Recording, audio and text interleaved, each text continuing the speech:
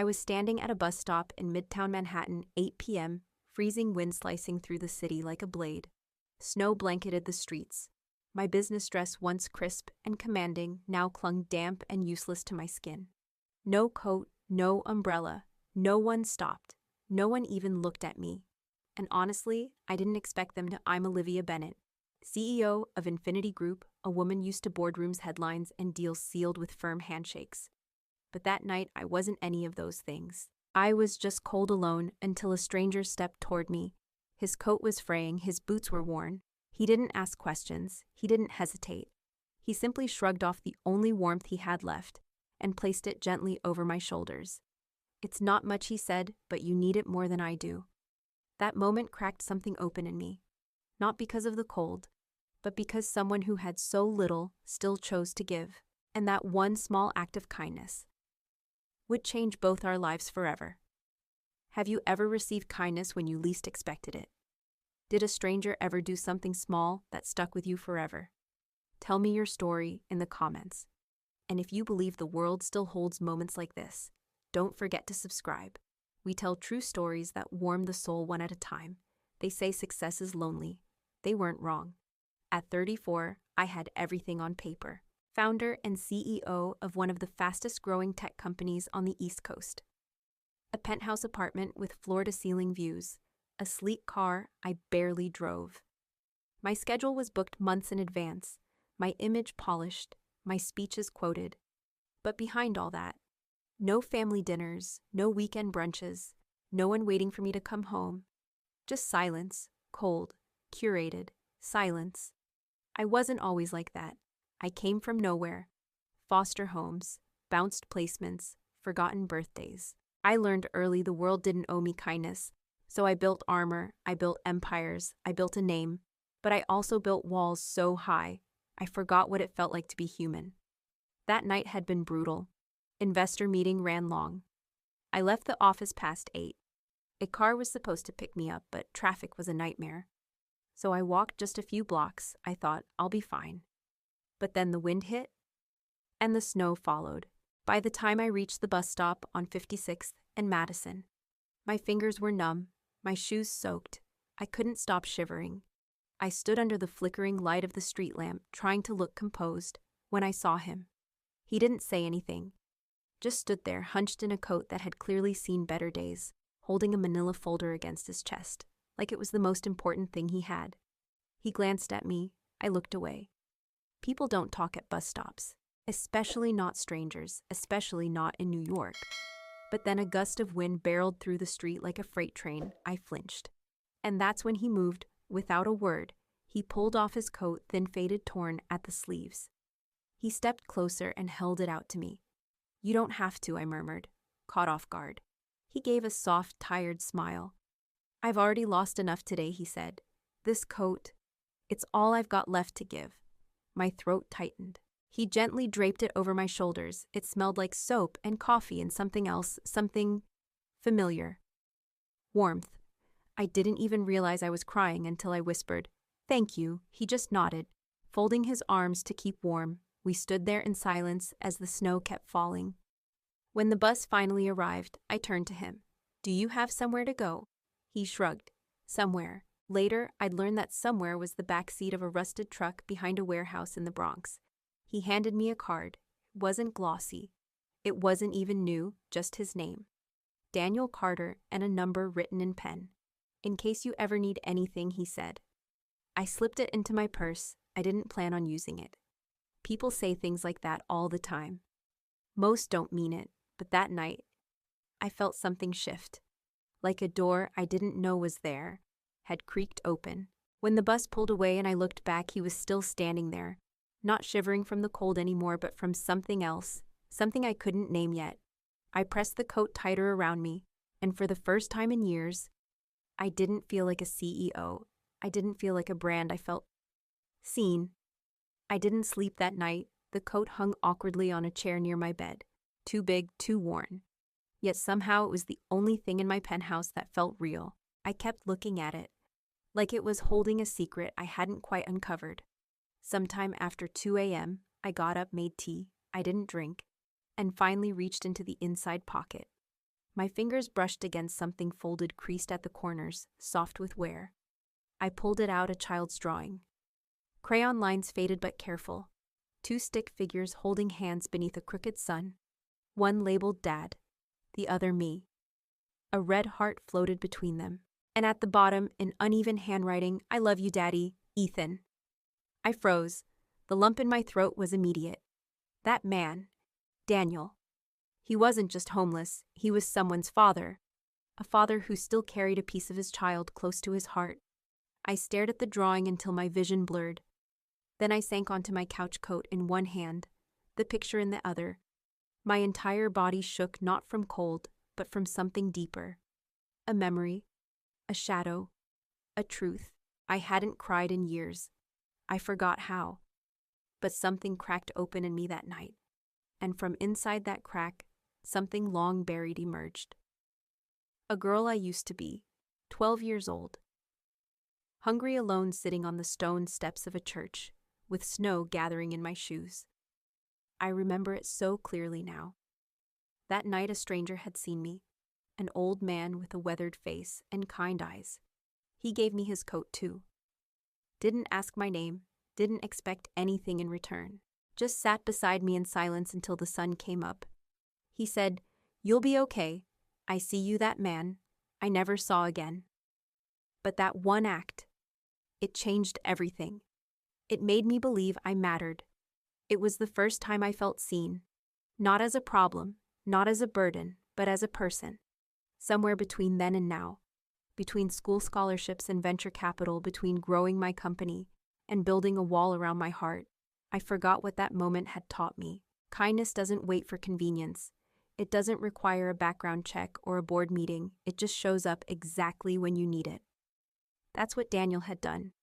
He reminded me of something I didn't even know I'd lost. My humanity. I looked around my apartment. Clean lines, designer chairs, chrome and marble, perfect. And completely soulless. No pictures, no clutter, no evidence that anyone truly lived there. That coat hanging from the chair was the only warm thing in sight. I picked up the crayon drawing again, studied the heart between the stick figures, and for the first time in a very, very long time, I asked myself something I hadn't dared consider. Who have I become? And more importantly, what am I going to do about it? I didn't know much, but I knew this. That man didn't give me his coat because he wanted anything from me. He gave it because it was the right thing to do. Because he still believed in doing good even when life had taken so much from him, and I had the resources, the influence, the platform. But what had I done lately that actually mattered? Not to shareholders, not to the media. To people, to someone like Daniel. I got up from the couch, grabbed the coat, and walked to my bedroom window. Snow was still falling soft and steady over the skyline. Below me the city looked peaceful. Above me the stars were hidden, but inside me, something had been reignited. I didn't want to go back to sleep. I wanted to find him. I needed to. Not to return the coat. Not just to thank him. I needed to remember who I was. Who I still could be. And maybe who I might become again. By morning I had made up my mind. I walked into my office with a mission. No meetings, no coffee, no makeup team. Just the coat, folded carefully over my arm, and the drawing, Ethan's drawing, tucked into my purse. Like it was sacred, I rang the silver bell on my desk. Rachel, my executive assistant, stepped in within seconds. "Yes, Miss Bennett, I need your help finding someone." Her brows lifted slightly. "Of course, a potential hire." "No," I said, "not exactly. His name is Daniel. He was at the 56th and Madison bus stop last night around 8:30. He gave me this." I held up the coat. Rachel blinked. "Do you have a last name?" "No, just Daniel. Maybe in his 40s. Kind eyes carried a folder. She hesitated only a moment before nodding. "I'll see what I can do." I leaned in. "And Rachel, this stays between us," she nodded again, this time with a faint smile. "Yes, Ms. Bennett." That was the moment the line between business and personal began to blur. Over the next several days, my team redirected the same intensity we used to hunt down top tech talent, to find one man who didn't exist on LinkedIn, They pulled street camera footage, checked transit logs, reviewed shelter boards, and traced every lead they could find. Eventually, Rachel returned with a thin folder. We found him. She laid it gently on my desk. His name is Daniel Carter, former structural engineer. No recent employment, no address, no record of anything except absence. I opened the file, a scanned ID faded with time, a frozen LinkedIn profile, a construction license that had long since expired, forum posts asking about odd jobs, and a prepaid phone number with no registered address. "Where is he now?" I asked. Rachel glanced down. "We believe he's been staying in a pickup truck behind a warehouse in the Bronx. One of our contacts saw him there yesterday." I stood. "Have someone take me there." Rachel looked surprised. "We can arrange for him to come here instead if you'd like." "No," I cut her off. "This isn't a meeting, it's something I need to do myself." An hour later, I found myself sitting in the back of a black car, being driven away from skyscrapers and success stories, toward shuttered storefronts, cracked sidewalks, and quiet streets. The warehouse came into view, silent and gray under a cloudy sky. The truck was exactly where Rachel had said it would be. Rust eating at its doors, snow piled around the tires. I stepped out, my heels crunched on gravel. The air smelled like wet concrete and rust. And then I saw him. Through the windshield, hunched in the front seat, was Daniel. His eyes were closed, face slack with exhaustion. I walked slowly, careful not to startle him. The truck door creaked open. He stepped out, disoriented at first, then alert. When he recognized me, he froze. "Olivia," I nodded. "Hi, Daniel." He looked down at himself. Rough flannel shirt, snow-dusted boots, the warehouse looming behind him like a shadow. "What are you doing here?" he asked, voice thick with surprise and sleep. "I came to find you," I said. Why that single word held everything: caution, disbelief, fear. "Because I haven't been able to stop thinking about what you did," I said. "About the kind of man who gives his only coat to a stranger." He gave a dry laugh. "You didn't have to come all this way for that. A thank you card would have done the job." I stepped closer. "This isn't about thanks. It's about not letting kindness disappear unnoticed." We stood there, two people from entirely different worlds, one born from polished glass and strategy, the other from grit and loss. And yet, somehow we were standing on the same ground now. "You came all this way just for that?" he asked again. Softer this time, I nodded. "Yes. And maybe for something more." I didn't have a plan. Not at first. All I knew was I couldn't let someone like Daniel fade back into invisibility. Not after what he did. Not after what he reminded me of. A week passed before I saw him again. I found him at a construction site in Queens. It was cold, the wind brutal, but there he was, hauling bricks, moving with quiet efficiency. He wore no hat, no gloves, just focus, just purpose. I sat in my car and watched. He didn't talk much, didn't look up often, but he worked with the kind of steadiness I hadn't seen in years. When he finally took a break, I stepped out of the car. He spotted me and did a double take. He stood brushing off dust, looking both confused and embarrassed. "Olivia." "Hi again," I said, holding out a paper cup. "Thought you could use a coffee." He took it cautiously. "You really didn't have to." "I know," I replied. "But I wanted to." There was a pause. Then I asked, "Would you come with me just for a bit?" He looked over his shoulder at the foreman in the distance. "I've still got a few hours left on my shift." "I already spoke to him," I said with a smile. "Told him you had an interview." His eyebrows shot up. "I don't have an interview. You do now." He blinked, then laughed. Not a full laugh. More like disbelief shaken into sound. "All right," he said. "Let's see what this is all about." We drove in silence. He kept fidgeting, wiping dust from his jeans, straightening his collar. I could tell he was self-conscious, but I didn't mention it. When we pulled into the private garage beneath Infinity Group's downtown HQ, Daniel froze. "You work here." "I built it," I replied. He followed me through the lobby, quiet eyes darting, body tense. By the time we reached the glass-walled conference room, he looked ready to bolt. "I don't belong here," he murmured. "Just sit," I said. He did. I sat across from him, watching his eyes flicker toward the skyline behind me. He looked so out of place, but somehow more grounded than anyone else I'd ever brought into that room. So he said, forcing a smile, "Is this where you return the coat?" I shook my head. "No. That coat's mine now. I'm keeping it." That startled him. He blinked. "Then why am I here?" I leaned forward. "Because you made me remember something I forgot. You reminded me that real change doesn't start with a product or a pitch deck.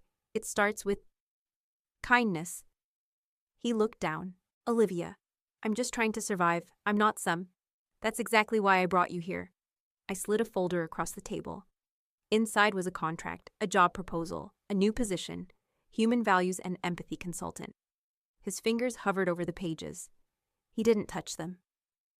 "What is this?" "It's a new role. One I created," I said.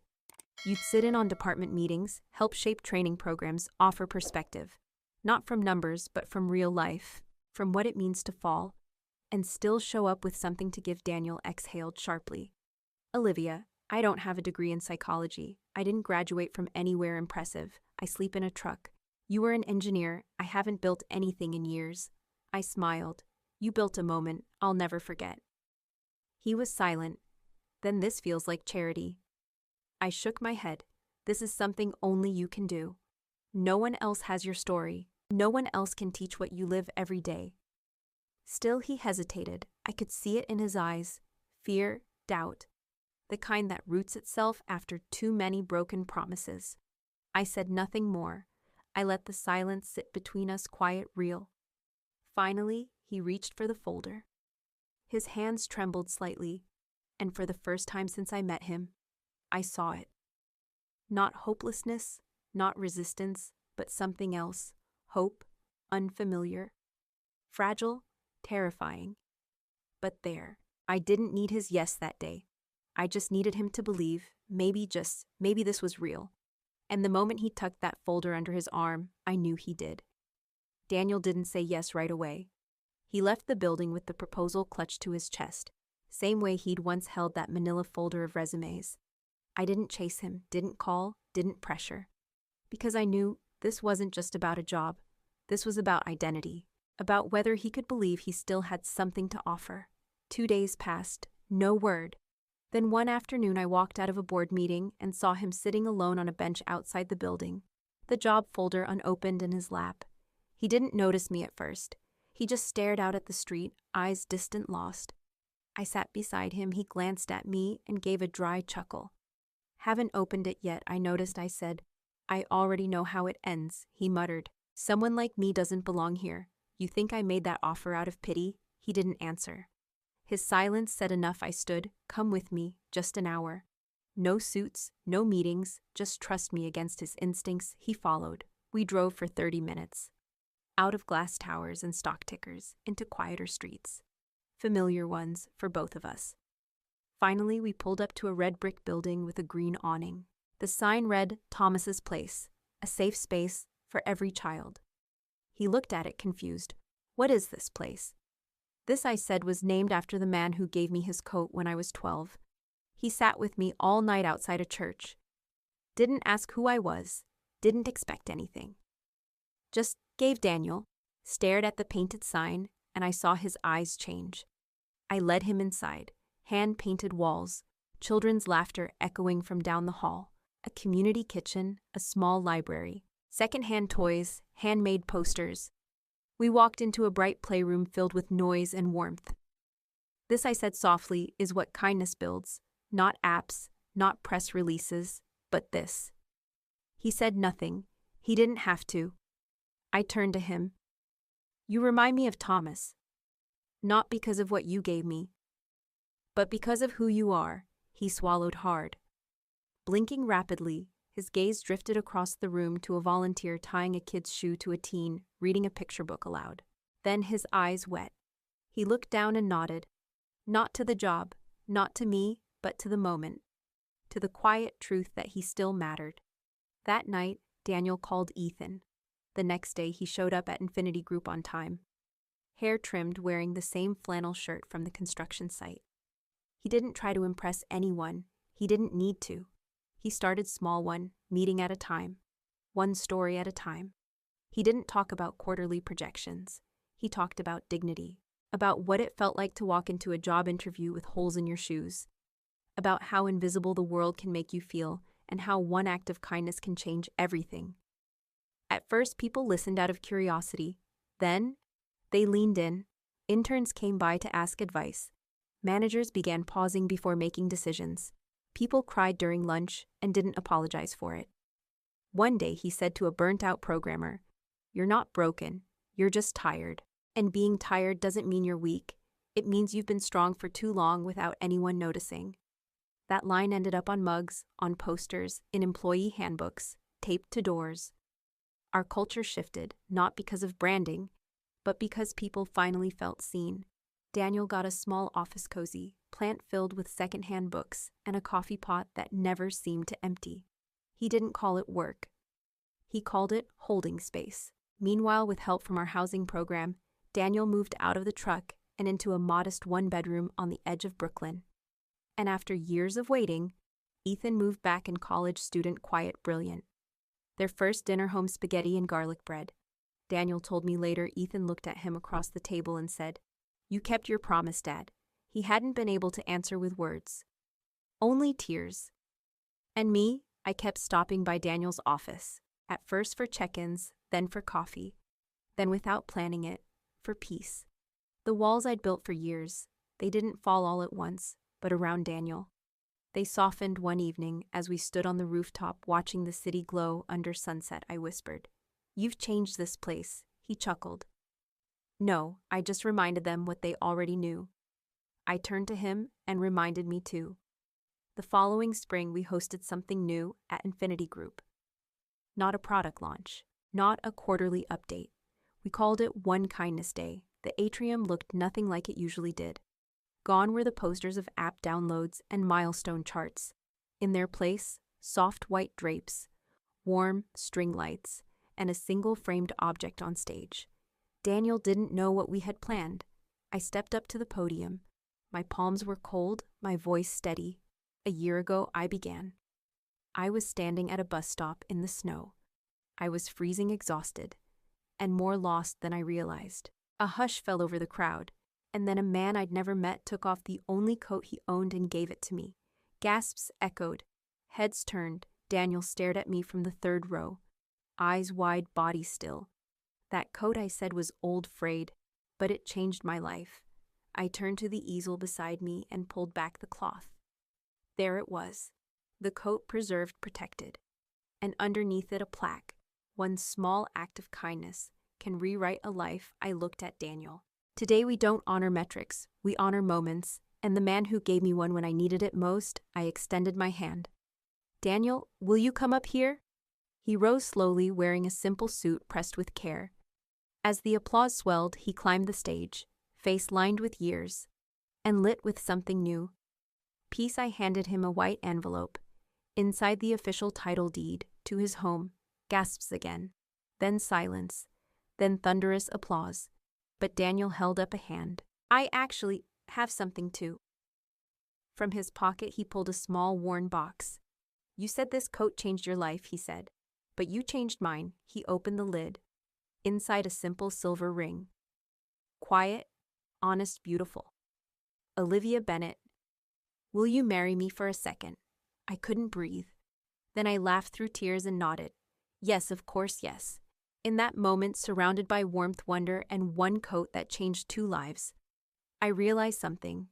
We're all just waiting for someone to see us, to remind us we still matter, that we're not alone. And sometimes all it takes is kindness. We didn't get married in a 5-star resort, no floral arches, no champagne towers, no press. Instead, we chose Thomas's place, the little community center that once held my childhood together. And now held our future. The children made the decorations. The chairs were mismatched. The food came from volunteers. But the room, it was filled with something I hadn't felt in years. Belonging. I wore a simple white dress. Daniel wore the same suit from Kindness Day. And Ethan stood right beside him, beaming. During our vows, I looked into Daniel's eyes and said, "Once you gave me your coat. Tonight I give you all of me." The guests cried. We cried. And in the corner next to a table of paper flowers stood that old faded coat, not forgotten but framed, a symbol of what we give when we think we have nothing left, and what we can receive when we finally let someone see us. If this story moved you, tell me where you're watching from in the comments. Share your story if someone once gave you something small that meant everything. And don't forget to subscribe to EN Reddit Story for true stories that restore hope one moment at a time.